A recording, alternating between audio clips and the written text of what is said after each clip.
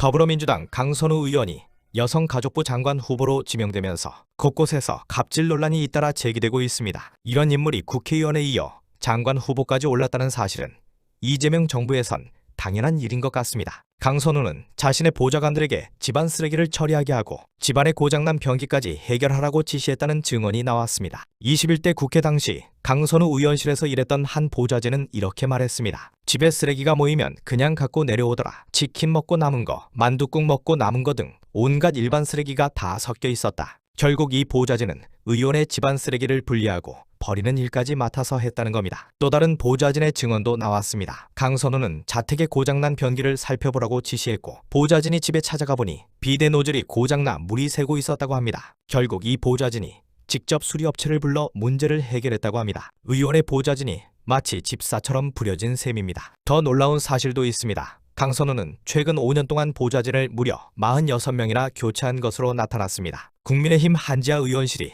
국회 사무처에서 받은 자료에 따르면 강선우는 5년간 51명을 임용하고 46명을 면직했습니다. 국회의원실 보좌진 정원이 9명임을 고려하면 거의 전원을 교체한 셈입니다. 이 사태에 국민의힘 보좌진 협의회는 긴급 논평을 내고 후보자는 국민 앞에 사과하고 스스로 사퇴하라고 요구했습니다. 강선우가 보좌진에게 반복적으로 가사노동을 강요하고 업무와 무관한 허드렛 일을 시켰다는 의혹이 제기됐다며 만일 사실이라면 이는 명백한 권한 남용이자 직장 내 갑질이라고 지적했습니다. 조선일보에 따르면 강선우 본인이 과거에 직장 내 괴롭힘 방지를 위해 태움 방지법을 대표 발의한 적도 있다는 것입니다. 국민의힘 보좌진 협의회는 앞으로는 갑질 근절과 약자 보호를 외친다면서 정작 뒤에서는 보좌진을 집사처럼 부려먹은 전형적인 양두구육이다라고 비판했습니다. 강선우의 위선적 모습이 적나라하게 드러난 사례입니다. 야당에 대해서는 무차별적으로 공격하는 태도를 보이며 이재명에게 충성하던 강선우는 이제 여성가족부 장관 후보가 되었다는 사실이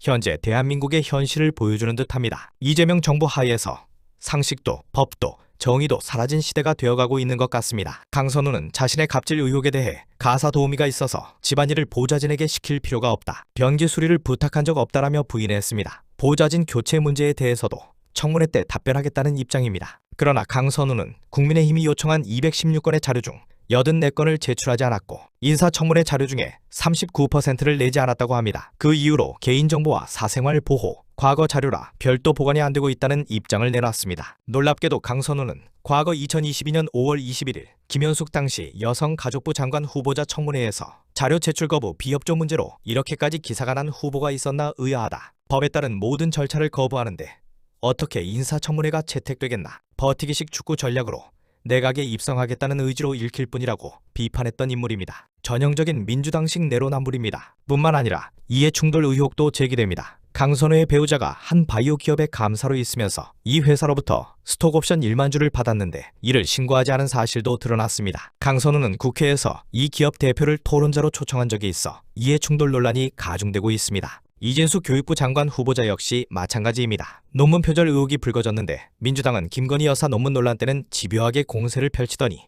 정작 이진숙 후보자는 적극적으로 감싸고 있습니다. 이재명 정부에서 장관 후보자들의 도덕성과 양심은 실종됐고 수치심조차 없는 태도로 일관하고 있습니다. 이재명 대통령부터 범죄 혐의와 온갖 구설수에 휘말린 인물인데 내각 인사들이 이렇게 부끄러움도 모르는 것은 당연한 일일지도 모르겠습니다.